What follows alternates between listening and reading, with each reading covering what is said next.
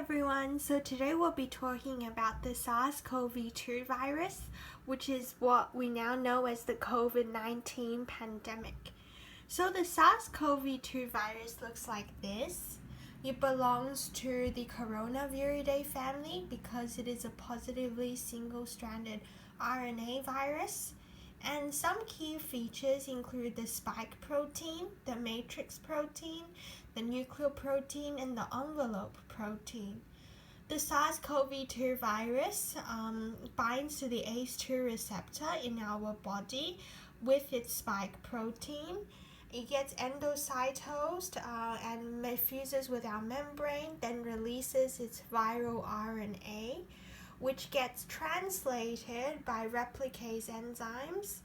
Well, the coronavirus RNA replicase, it skips the transcription of common leader sequences to produce a nested set of discontinuous subgenomic RNAs that encode for these four proteins that get assembled into the virion, and additionally 10 plus immunomodulatory proteins, which play a role in intercepting our immune defenses. And this is some of these immunomodulatory proteins that coronavirus produces. And basically, a lot of them in this list interfere with our interferon signaling, so no interferon stimulated genes are activated, and usually in a healthy immune response you would get 200 to 300 being activated.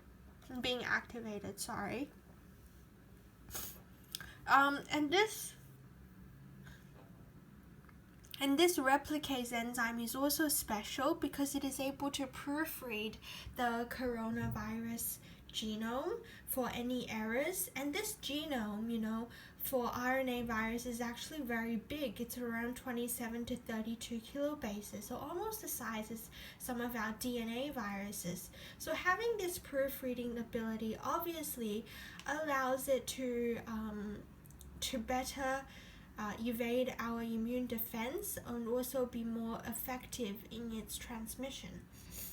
But nonetheless, it is still susceptible to some of our immune defenses, and these include the toll-like receptors in our endosomes, the RIG1 and MDA5, as well as some endoplasmic reticulum stress and interferon-stimulated genes. And I guess what is special about SARS-CoV-2 compared to other beta coronaviruses, which is its group, is that it has this spike protein, and this spike protein is special because it doesn't stand up as frequently as the previous SARS-CoV viruses, so it is hidden away and allowing it to evade from the immune system. It also has a higher affinity for ACE2, which makes up for its hiddenness, so increased ability for entry into the cell. And there's this additional ability in the spike protein called a polybasic cleavage site, which basically allows cleavage by furin for activation prior to ACE2 binding. And this just enhances the entry into cells. Currently,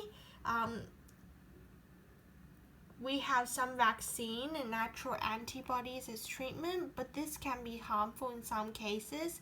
The vaccines that are under development usually target the SARS-CoV-2 spike protein. There are also virus-like particles being developed, but obviously you need to make sure it undergoes the correct preclinical testing standards, enhancing antibody production, being able to neutralize viruses, having the correct T-cell response, and the same in animals. So that's about it. That's all we know about the SARS-CoV-2 in terms of its special virulence factors. Thank you so much for listening. Oh, and another thing to mention is that one thing which has led to such a big SARS-CoV-2 spread is that the symptoms are so similar to the common cold, and it has a low case fatality rate.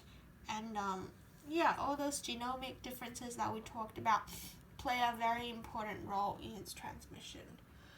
Okay, thank you so much for listening. See you next time.